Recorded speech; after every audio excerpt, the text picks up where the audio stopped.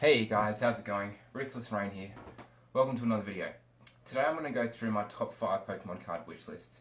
I'm definitely a fan of the old school packs. You're definitely going to realise that as I go through my top 5. But I'm going to go through them, let me know what you think, and let me know what you guys think is your top 5 list as well. As I go through each card, I'm also going to shout in there what I think it's worth on the market in perfect condition, and also from the PSA website, how many of them are there in PSA 10 graded condition.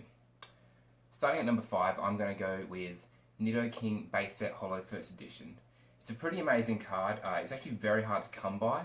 In fact, most of my cards are in the base set. I think it's just an amazing card. Nidoking, fantastic Pokemon in the actual game, and in terms of the card, I think it looks really good. He looks really strong and angry, and it's just really hard to find that first edition really good mint PSA 10 condition. I think it's probably worth about $800 in PSA 10 condition. That could be a bit high, but it's hard to find it, so it's really hard to know how much it really is worth. On the PSA website, there's 60 in PSA 10 condition, so in terms of rarity, it's definitely up there.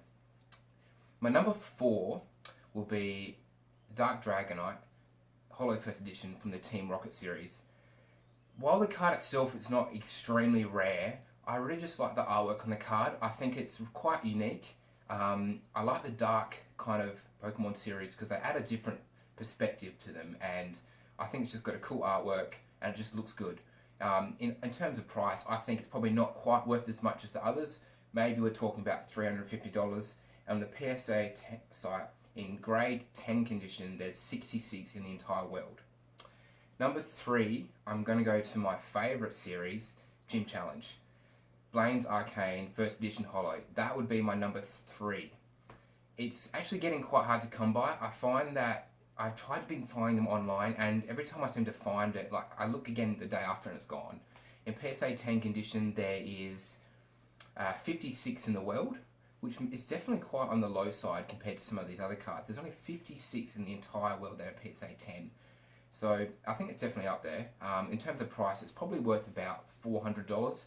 Again, it's hard to say because they get snapped up really quickly, but I think it's a great card. I just love the aggressiveness of him, and I think also because it's number 1 of the Gym Challenge series, it just adds a whole level of just being cool. Number 2, it's a bit of a predictable one actually. This is a bit of a stereotype, but I'll go with it anyway. Number 2, base set Charizard First Edition Holo. I think it's every child's dream to have that when they were younger. It's just that card that is just awesome. It's what everyone wants. Highly collectible. Its price is going through the roof. I mean, if you ever try and find them online, like they're there, and then a day after they're either gone or their price is up $1,000. It's just ridiculous. I think it's probably worth at the moment about $3,500. That could be high. Let me know what you guys think. But I honestly, I hardly even see them nowadays. Maybe they're up to 5,000 now. In the entire world, there's 103, which, to be perfectly honest, seems like pretty low considering how many I've seen sell. So it's kind of like, it feels like there's a lot of them, and there's definitely a lot of PSA 9s out there as well, because there's a lot on eBay of them being sold off. And now number 1, this is my favourite card by far. I've only seen pictures of it. I've never seen it in real life. Ninetales base set Holo First Edition. It is a sick card. It really is. It's one of those most rare cards I've seen. In the entire world, there is only 38 PSA 10 graded Ninetales First Edition Holos. 38. I mean, that is extremely low. Out of all my top 5 cards, which are all pretty rare, 38 is the lowest. It's really interesting though, there's actually 158 PSA 9s though. I mean, you can imagine the frustration. I mean, it's still a beautiful card, but you get it back from PSA, you open it up, and it's the 9. It's just so close to the 10 it would hurt.